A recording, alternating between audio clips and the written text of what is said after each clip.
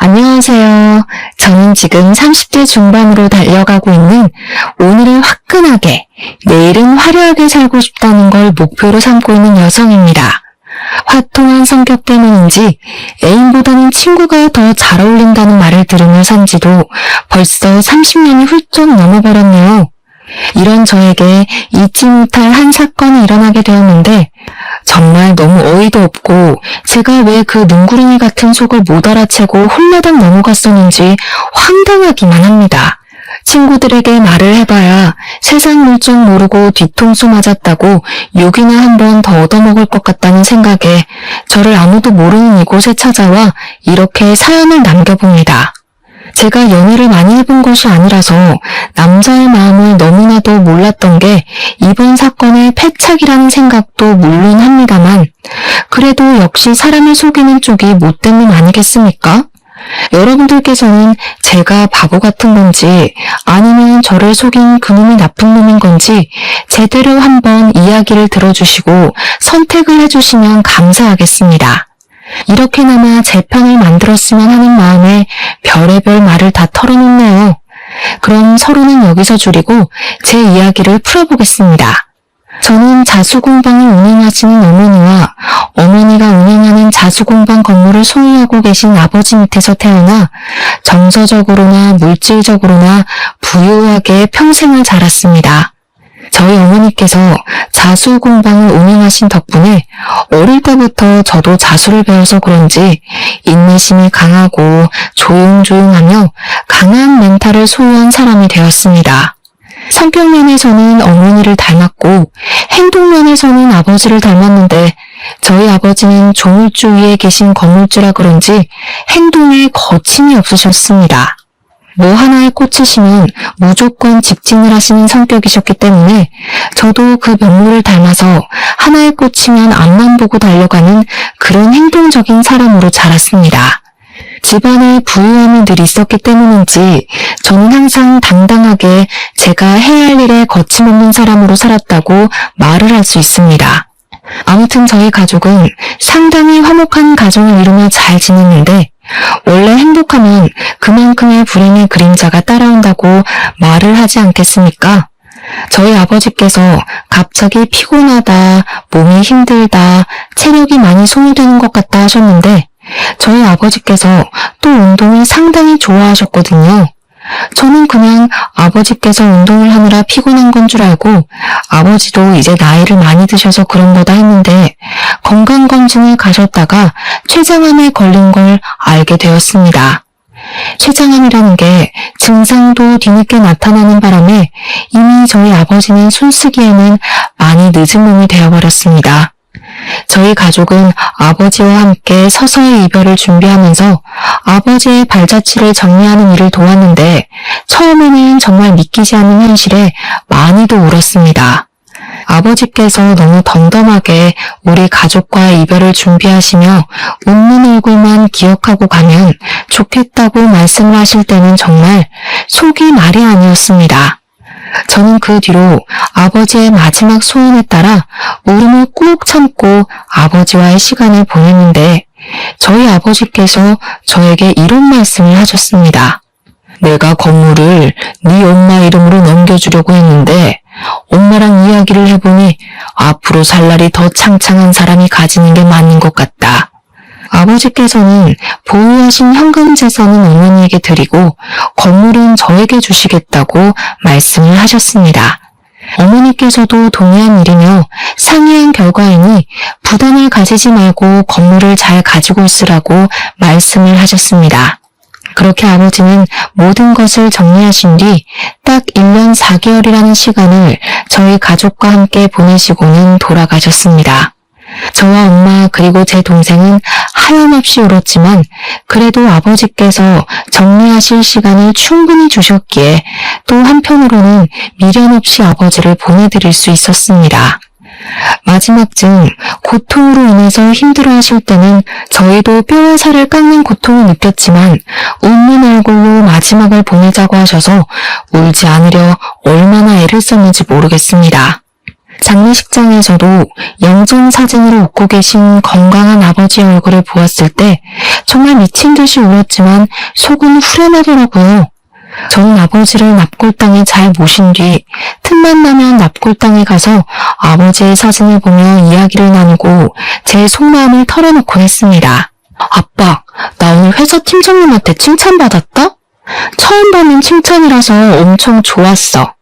그리고 나 오늘 소개팅 했는데 남자 키가 너무 작은 거 있지? 배도 나오고. 아빠 같은 사람 어디 없나 몰라. 납골당에 앉아서 이런저런 이야기를 주절주절 하고 있었습니다. 그러던 어느 날 평소처럼 주저앉아 이야기를 하고 있는데 누가 저한테 다가오더니 저를 빤히 바라보는 게 아니겠습니까? 처음에는 무슨 사이콘가 싶어서 내가 피해야 하는 건가 하다가 용기를 내서 누구시냐고 저한테 볼 일 있냐고 물어보니까 그냥 피식 웃으면서 제가 누군지 궁금했대요. 이게 무슨 소린가, 제가 한국말을 못 이해하는 건가 영문을 몰라서 그냥 가만히 있었죠 뭐. 저도 주말마다 찾아오는데 매번 여기서 넋두리를 하시는 분이 있더라고요. 누군지 궁금했어요. 이번에는 팀장님이 칭찬 안 해주셨나 봐요. 그러면서 본인 이름이 김민재라고 하더라고요. 제 넋두리를 다 들었구나 하는 생각에 얼굴이 붉어지긴 했지만 저도 제 이름이 윤봄이라고 인사를 드렸습니다. 어쩌다 보니 조금 이야기를 나누게 되었는데 나이는 저와 동갑이었고 상당히 패션 센스가 좋은 스타일인 남자였습니다. 첫인상 자체가 무척이나 호감상이었기 때문에 저는 이 사람과의 대화를 통해서 꽤 많은 것을 물어보게 되었고 친절하게도 민재 씨는 저에게 많은 것을 답해 주었습니다. 저는 이 납골당에 아버지를 보러 찾아오는 것이라 했더니 민재 씨는 자기 부모님 두 분 모두 교통사고로 돌아가셔서 찾아오는 거라고 했습니다. 여동생과 둘이 살고 있다고 하는데 갑자기 괜한 걸 물어봤다는 생각이 들어서 민재 씨에게 사과를 했더니 그러지 말라고 돌아가신 지 시간이 꽤 흘렀다고 하더라고요. 그 이후로 몇 번 마주치게 되어서 커피를 한 잔 마시며 이런저런 이야기를 나누게 되었고 결국에는 휴대폰 번호도 교환하게 되었습니다. 그 뒤로 가끔은 시간을 맞춰서 납골당 앞에서 만나기도 했는데 혼자 다닐 땐 꽤 우울했는데 둘이 다니니 기분도 괜찮고 좋더라고요. 어느 날 제가 민재 씨에게 패션 센스가 좋은 것 같다고 무슨 일을 하냐고 물어봐도 되냐 했더니 패션 관련된 일을 하고 있다고 당당하게 말을 하더라고요. 디자이너인가 보다 싶어서 꽤 전문직이구나, 괜찮은 사람이다 싶었습니다. 간혹 가다가 명품도 걸치고 하는 거 보니까 돈도 꽤 잘 버는 디자이너인 것 같았어요. 그거 다들 아시죠? 패션에 빠지려면 돈이 있어야 한다는 거요. 꽤 자주 만나기도 했고 대화를 많이 나누다 보니까 민재 씨에게 호감이 생겼고 민재 씨 또한 저와 같은 마음인지 고백을 하더라고요. 저희는 연애를 시작하게 되었습니다. 순탄한 연애가 시작되었고 저희가 연애를 시작한 지 10개월이 딱 흘렀을 때 민재 씨는 저에게 남자친구가 아닌 남편이 되고 싶다고 프로포즈를 했습니다. 저희 나이가 30밖에 되지 않아 아직은 이르다고 생각했지만 민재 씨는 저에게 지금이 결혼 정년기인 것 같다고 하더라고요. 의견 차이가 있긴 했지만 부모님이 계시지 않기에 하루빨리 자기만의 가정을 꾸리고 싶었다는 민재 씨의 말이 계속 귀에 맴돌았어요. 물론 저도 남겨질 엄마와 동생이 걱정이 되긴 했지만 저희 어머니께서 저에게 좋은 사람 같으면 놓치지 말고 결혼을 하라고 하더라고요. 돈이 없는 것도 아니고 회사도 다니고 있고 건물 월세도 받고 있는데 가정을 빨리 이뤄서 정착을 하면 어머니와 동생도 안심이 되고 좋을 것 같다고요.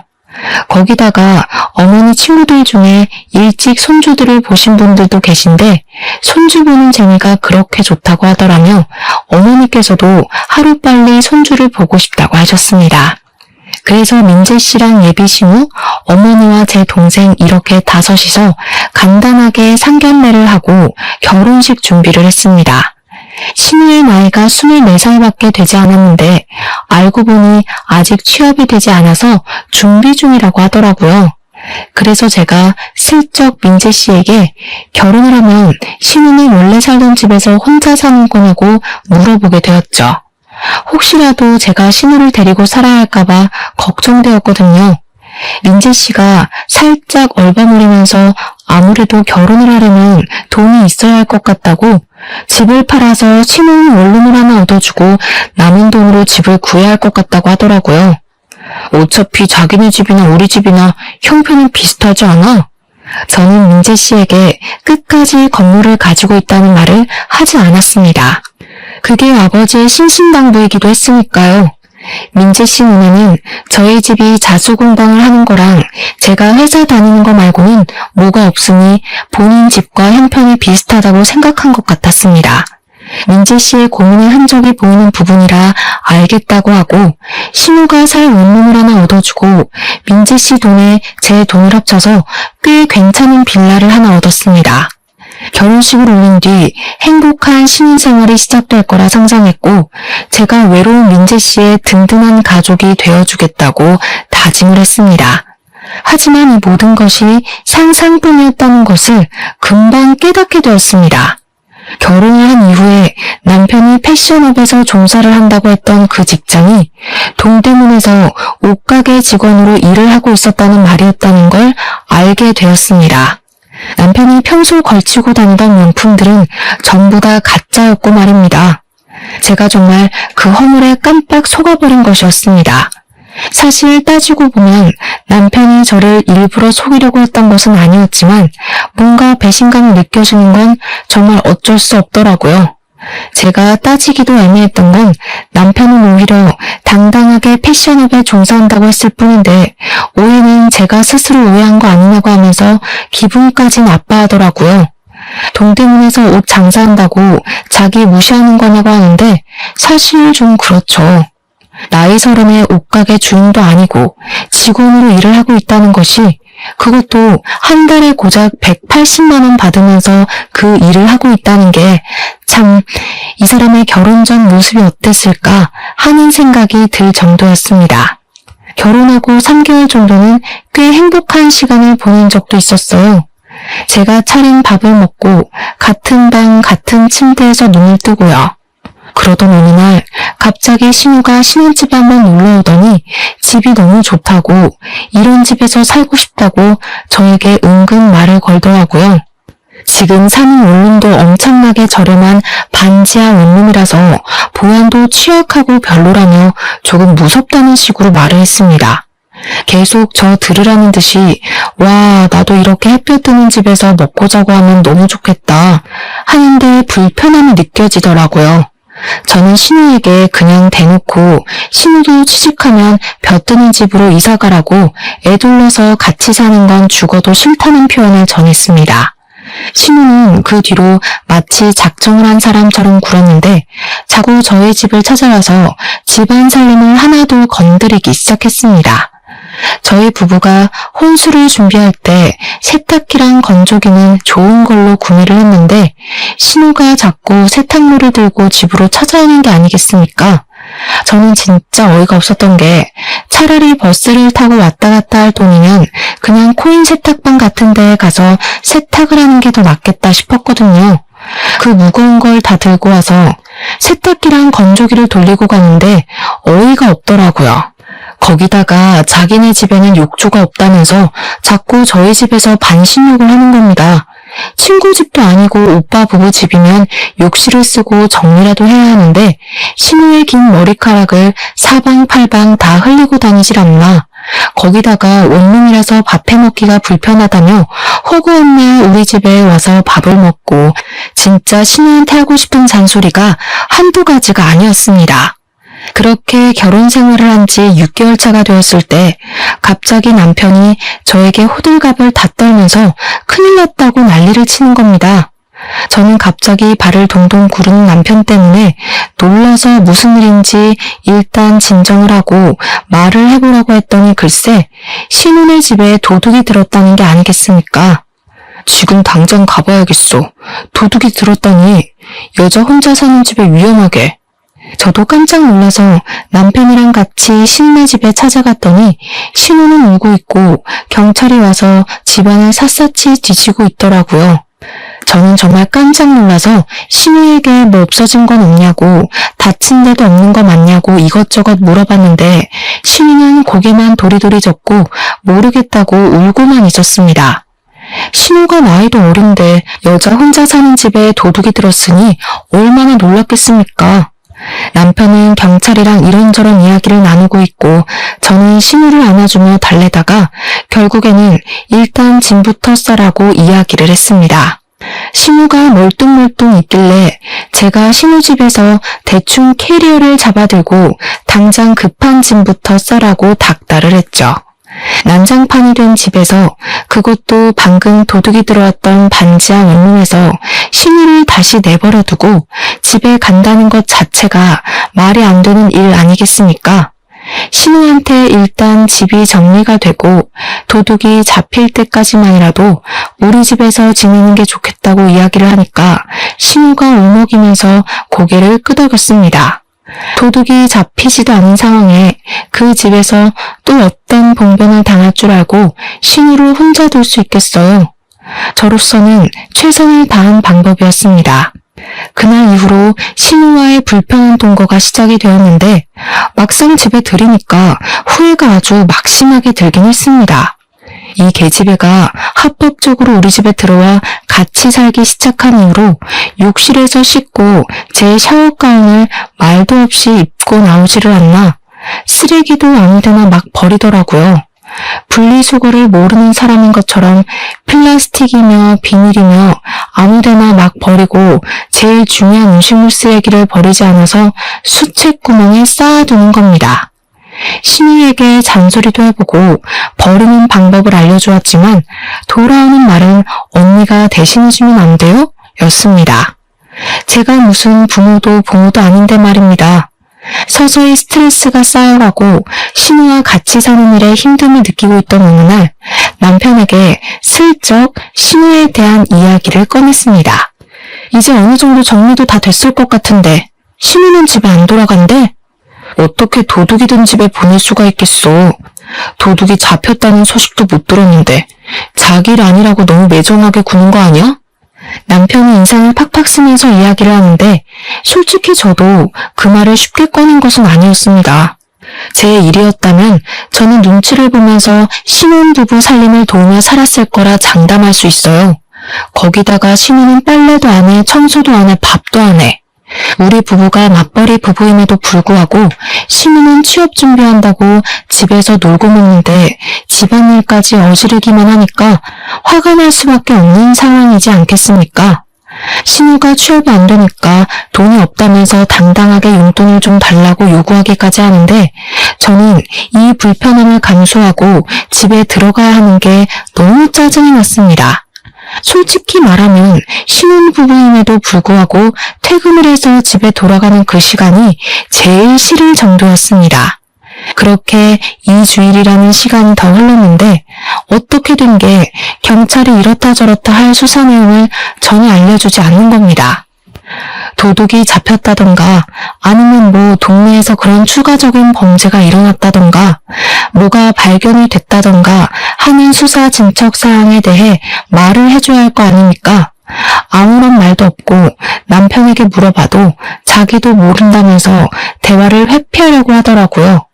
게다가 신우가 살던 집이 전세든 애매든 어쨌든 신우 집 아닙니까?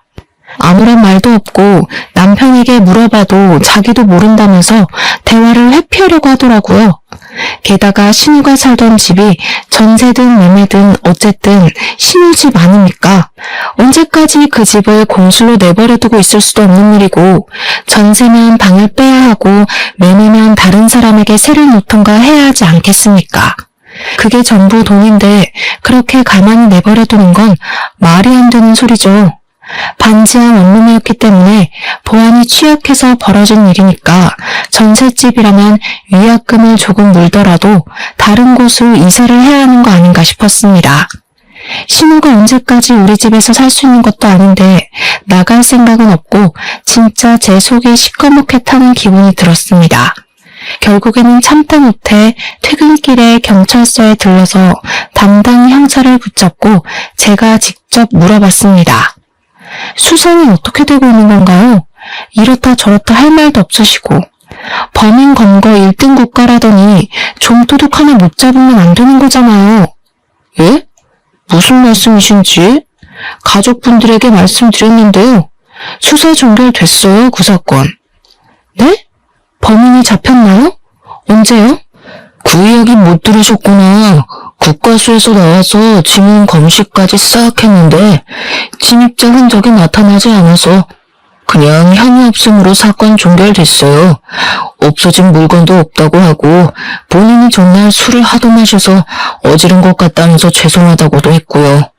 이게 다 무슨 소리인가 싶었습니다. 신우가 우리 집에서 산 지도 한 달이 다 되어가는데 갑자기 수사 종결이라뇨. 그것도 혐의 없음으로요. 저는 당장 집으로 달려가서 퇴근하고 돌아오는 남편을 붙잡고 경찰서에서 들었던 이야기를 하면서 물어보았습니다. 사건에 대해서 정확하게 들은 거 맞냐고. 오늘 형사를 찾아가서 물어봤으니까 숨길 생각하지 말고 솔직하게 이야기를 하라고 정색을 하고 말을 했습니다. 그러니까 남편이 머리를 막 긁으면서 입을 열더라고요. 그걸 또 형사를 찾아가서 물어봤어. 당신도 참. 솔직히 그렇잖아. 내 동생 나이도 어린데 혼자 사는 거 내가 그걸 어떻게 지켜보겠어. 그래서 이참에 그냥 우리 집에서 같이 살면 좋겠다 싶어가지고. 근데 뭐 명분이 없으니까 그런 일을 좀 횡설수설하면서 이야기를 하는데 결론은 바로 신우이랑 남편이 짜고 저희 집에서 같이 살기 위해 벌인 자작극이었다는 소리였습니다. 자연스럽게 합가를 하고 싶은 마음에 그런 일을 벌인 것이었어요. 심지어 직접 경찰에 신고까지 하면서 말입니다. 어떻게 사람이 그런 짓까지 해가면서 속이려고 하는지 소름이 다 돋을 지경이었습니다. 우리 엄마도 동생이 지금 타지에 나가 있어서 혼자 살고 있는데 그럼 나도 엄마 걱정되니까 우리 집으로 불러서 같이 살아도 돼? 아니, 장모님이랑 내 동생은 다르잖아. 장모님은 불편하고. 저는 신우가 안 불편하겠습니까? 남편이 이런 작당 모의를 했다는 게 너무나도 정 떨어지는 포인트였습니다. 신우가 살던 집도 알고 보니까 보증금 없이 들어가는 월세집이었더라고요.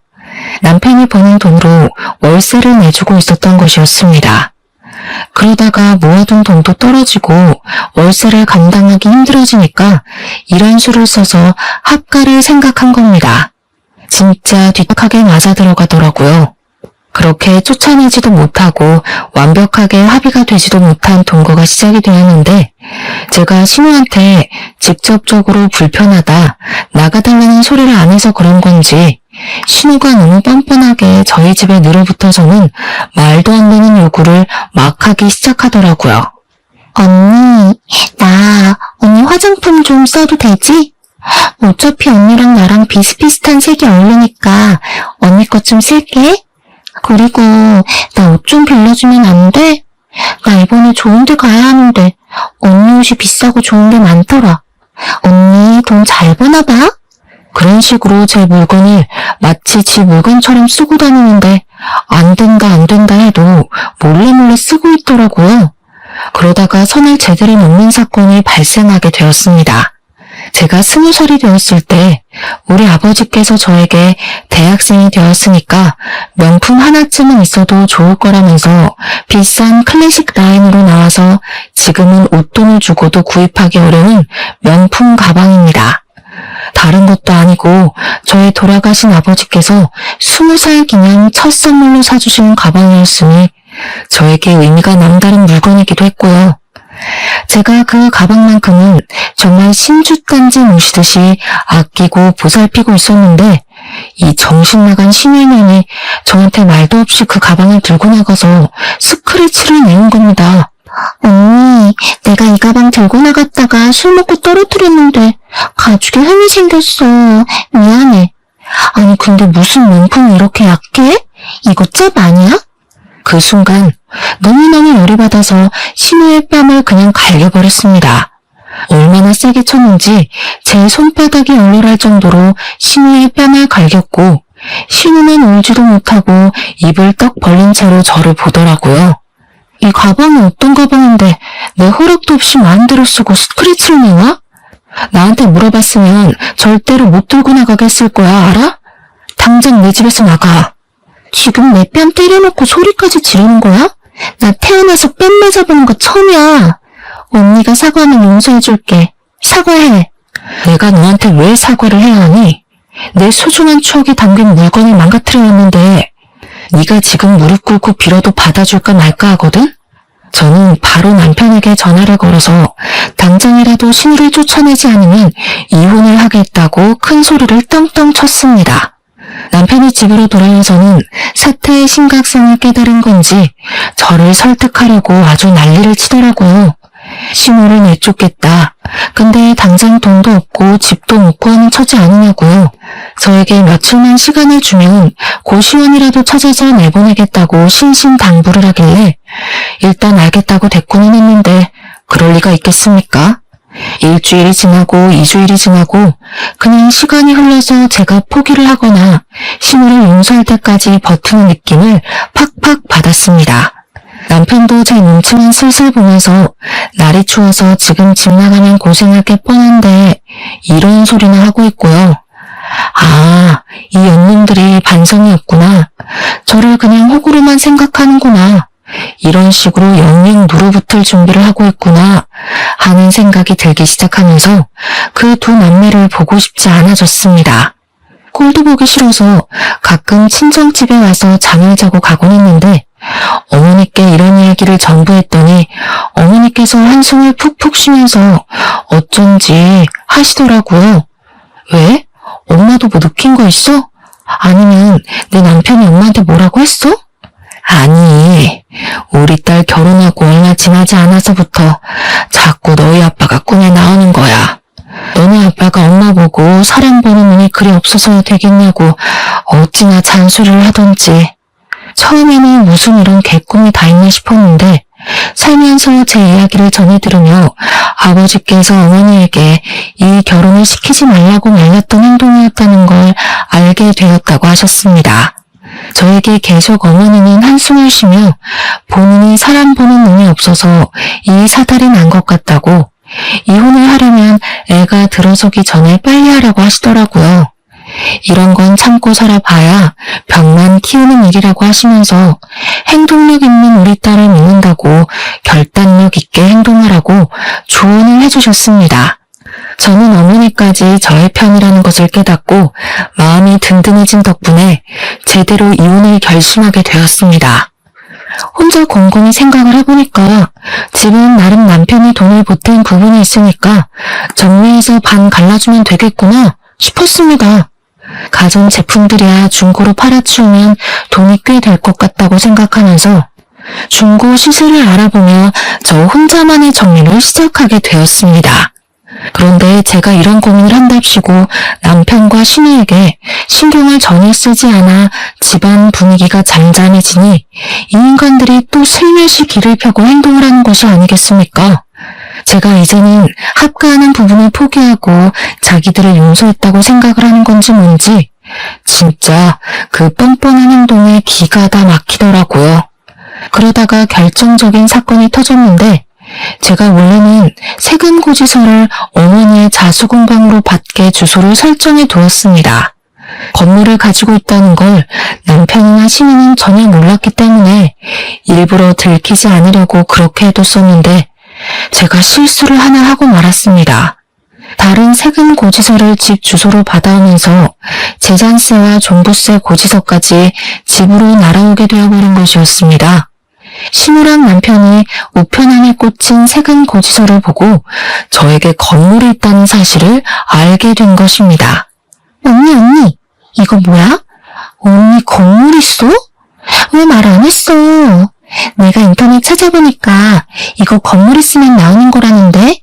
언니 건물주야? 뭐야?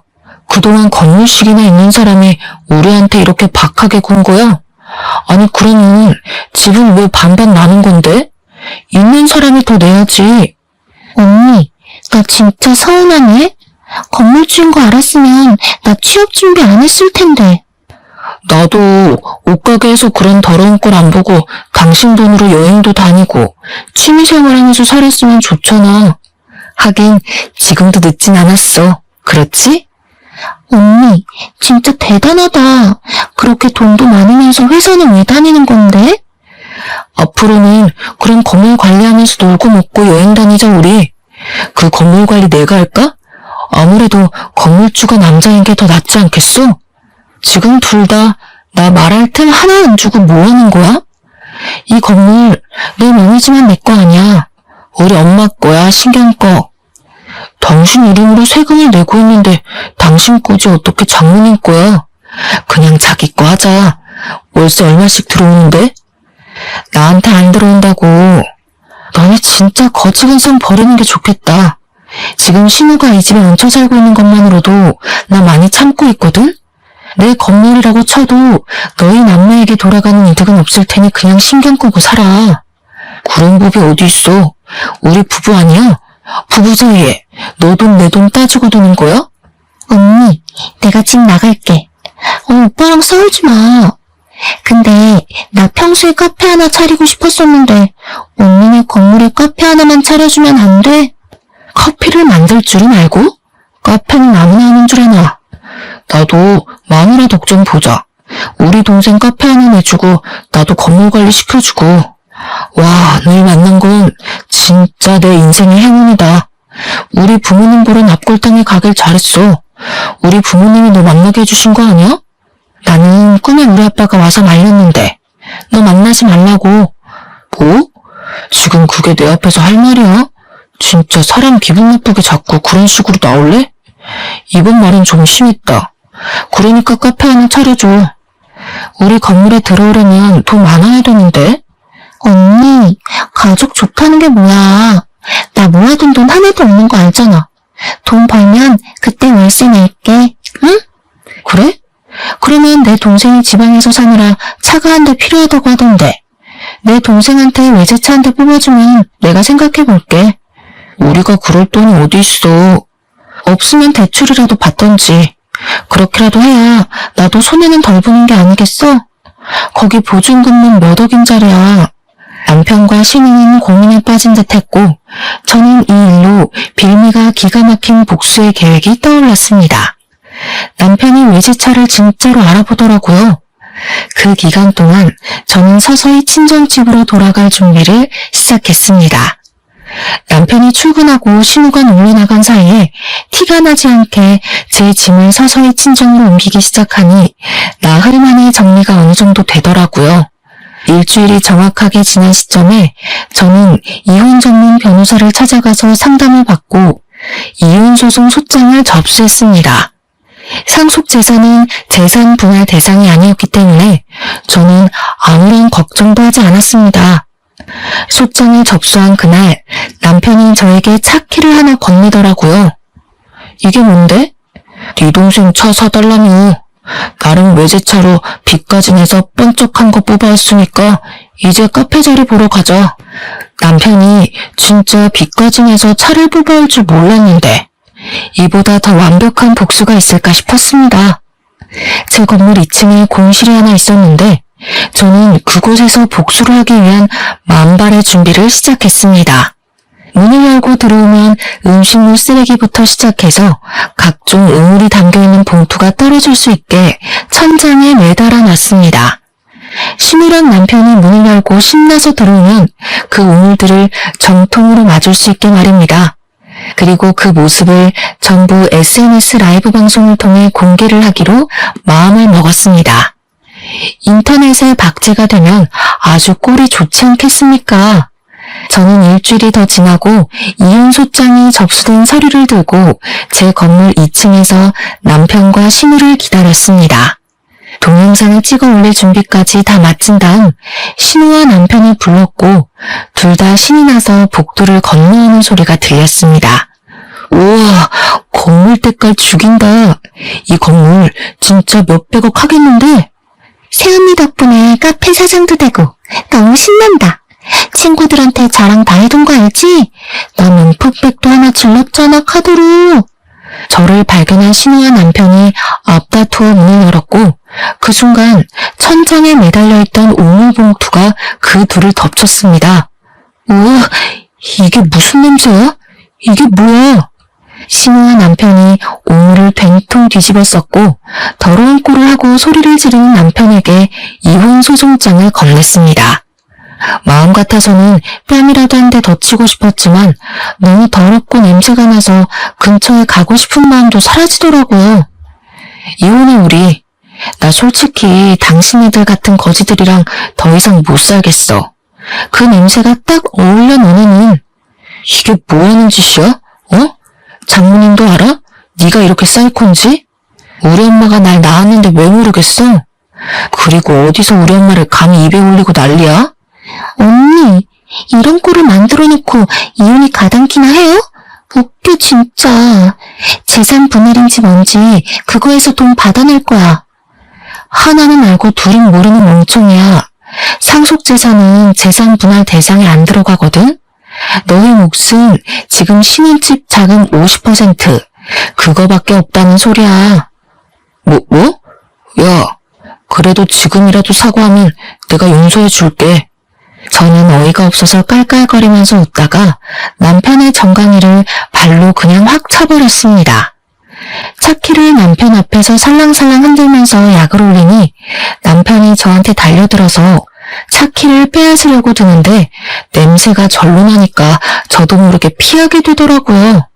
제가 또 학창시절에 운동으로는 빠지지 않았던 사람이었기 때문에 남편이 음식물 쓰레기를 뒤집어 써서 앞이 잘 안 보여 허우적거리는 동안 요리조리 피했습니다.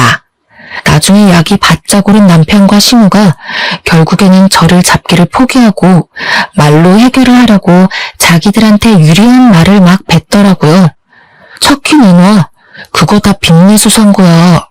내가 이런 꼴 당하려고 그 비싼 차를 빚까지 내서 산 줄 알아? 어? 언니, 나 이 가방도 카드 할부로 긁은 거라 다음 달부터 돈 나가야 하는데 가방값이라도 주면 안 돼? 너희들이 눈이 멀어서 한 행동인데 그걸 왜 나한테 책임지라고 하는 거야? 지금이라도 우리한테 잘못했다고 빌어. 그러면 우리도 넘어가 준다니까? 너같이 아무것도 없고 허세만 가득한 새끼를 사랑한다고 감싸줬던 내가 병신이었어. 내가 사과할 일이 뭐가 있어? 그동안 나한테 한 짓을 생각해봐. 너희 남매가 그동안 나한테 빌붙었던 거, 온갖 거짓말로 날 속였던 거 생각하면 음식물 쓰레기도 아까워. 알아? 우리는 운명으로 만난 거잖아. 우리 부모님 장인어른이 납골당해서 우리를 이어준 거라니까? 개소리 하네 진짜. 우리 아빠가 귀신 돼서 나타났다니까 너랑 헤어지라고? 집은 부동산에 이미 내놨으니까 정확하게 반반 정리하자고. 아, 혼수는 전부 내 돈으로 했던 거 기억하지? 그래서 그거 전부 중고나라에 올려놨어. 내 물건이니까 소유권도 나한테 있는 거 알지? 건드리기만 해봐. 그제야 제가 한 모든 이야기가 진짜라는 것을 깨달은 건지 뭔지 남편이랑 신우가 그짓골을 하고서는 제 앞에 무릎을 꿇고 빌기 시작했습니다. 우리 부모님을 들먹이면서 당당하게 굴 때는 문제고 제가 진심으로 이혼을 말하고 집도 부동산에 내놨다고 하니까 쫄리기 시작했는지 갑자기 저 자세로 나오더라고요. 제가 없으면 세상에 사는 의미가 없다. 저를 진심으로 사랑하고 이제는 한 가족인데 어딜 떠나라고 하냐면서 말도 안 되는 말을 뱉더라고요. 아무래도 남편에게는 외제차 값에 빚이 생겼고 신우에게는 고작 1,000만 원도 안 되는 돈이긴 하지만 카드값이 남았으니 마음이 급했겠죠. 저는 이미 남편이 제 명의로 사둔 차의 키를 빙빙 돌리면서 끝까지 나약하고 허세있고 찌질한 그들의 모습을 마음껏 비웃어 주었습니다. 당장 그 집에서 쫓겨나면 오갈 곳도 없고 먹고 살 걱정이 되니 어쩔 수 없는 행동이었겠지만 저는 통쾌하게 느껴졌습니다. 제가 씨알도 안 먹힌다는 표정으로 아무 소리도 하지 않으니 남편이랑 신우가 바짝 엎드려서 잘못했다고 빌었습니다. 언니, 내가 그동안 서운하게 했으면 진짜 미안해. 내가 잘못했어, 응? 나 이제 앞길이 창창해질 것 같은데 한 번만 봐주면 안 돼? 내가 카페 성공시켜서 언니한테 돈 다 갚고 효도도 하고, 응? 내가 진짜 잘할게, 언니. 제발 나 한 번만 살려줘. 나 이 가방 1,000만 원짜리란 말이야. 내가 돈이 어디 있어서 이 가방 값을 내겠어. 나도 그 외제차 8천만 원이나 주고 산 차란 말이야. 대출도 제대로 안 나와서 제 3군인 캐피털도 3군데에서나 빚내서 산 거야. 제발 지금 당신이 모른 척하면 우리 평생 빚쟁이한테 쫓겨다니면서 살아야 한다니까. 까지 말로만 잘못했다고 말을 하고 제 건물에 기대서 편하게 살고 싶다는 말을 돌려하는 그들에게 저는 마지막 인내심까지 사라지게 되었습니다. 말하는 꼬락서니를 들어보니 이것도 아주 잠깐이고 제가 받아주기라도 하면 건물 명의부터 돌려달라고 할 뻔뻔한 연놈들이었습니다. 주먹이 불끈 쥐어졌지만 영상에 다 찍히고 있는 중이었기 때문에 꾹 참고 참았습니다. 혹시라도 폭행 신고가 들어가면 안 되니까요. 이들의 이 뻔뻔한 작태는 전국에 퍼질 거고 이혼 소송도 제 편에서 마무리되길 바라고 있었기 때문에 부모님 생각을 하면서 버텼습니다. 대신 신우가 메고 온 그 1,000만 원에 가깝다는 미니백에 남은 음식물 쓰레기를 탈탈 털어 넣어 주었습니다. 신우가 경악을 하면서 소리를 빽 질렀지만 저는 아랑곳하지 않았죠. 신우는 부들부들 떨면서 가방 내피를 닦아내려고 애를 쓰더라고요. 아유, 진짜 너는 이 음식물 쓰레기가 아까워. 재활용도 안 되는 쓰레기들이잖아. 안 그래? 난 너네 같은 남 재산 등쳐먹는 인간들이 제일 싫더라. 저는 휴대폰에서 라이브로 준비된 영상을 끄면서 그들에게 나중에 인터넷 살펴보라고 아주 재미난 꼴 실컷 볼 수 있을 거라고 친절하게 설명을 해주었습니다.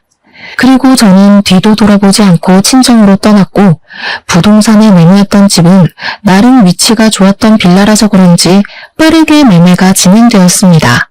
남편과 만나야 하는 상황이 생길까봐 대리인을 통해서 진행을 했고 돈을 받자마자 남편의 통장에 반을 붙여주었습니다. 솔직히 말하면 그 반도 주고 싶지 않긴 했지만 괜히 그랬다가 소송 전에 휘말리면 피곤하니까 정확하게 반반 나누었습니다. 가전은 대부분 중고가로 팔아치웠습니다. 제가 행동력 하나는 끝내주니까 저희 어머니께서도 혀를 내두르시더라고요. 제가 친정에서 지내는 동안 남편과 신우는 살려달라며 저희 친정을 매일같이 두드렸지만 저는 문을 절대 열어주지 않았습니다. 어차피 끝난 마당에 그들의 억울한 이야기를 들어서 어디다 쓰겠습니까? 하지만 남편과 신우는 끝까지 저희를 귀찮게 하더라고요. 저희 어머니의 자수공방까지 찾아가서 행패를 부려 결국에는 경찰까지 불렀다고 하더라고요. 그 뒤로 유능한 변호사님의 빠른 진행으로 돈 한 푼 손해보지 않고 이혼 소송까지 마무리 지었습니다. 마지막 재판 선고일에 남편과 신우가 엉엉 울면서 잘못했다고 비는데 꼴이 진짜 우습더군요. 이혼을 한 지 5개월이 더 지난 지금 저는 여전히 성실하게 회사를 다니고 있는 중이고 자꾸 찾아오는 전 남편과 신우는 접근 금지 명령을 받게 조치를 취했습니다. 간간히 들려오는 소식에 의하면 둘 다 빚쟁이들에게 쫓겨다니고 있다고 하더라고요. 저는 일부러 남편에게 받은 외제차를 동생에게 선물로 주었고 제 동생은 그 차를 아주 잘 끌고 다니고 있습니다. 꿈의 아버지가 그 뒤로 나오지 않아 보고 싶고 죄송스럽기도 하고 그러네요. 아, 그 연놈들을 혹시라도 마주칠까 납골당도 다른 곳으로 옮겨버렸습니다. 아버지께서 저를 지켜주고 있을 거라 믿어 의심치 않기에 저는 오늘도 내일을 향해 달려갑니다. 여러분들에게도 항상 좋은 일만 가득하시길 바라면서 저의 사이다 사연은 여기서 마무리하겠습니다.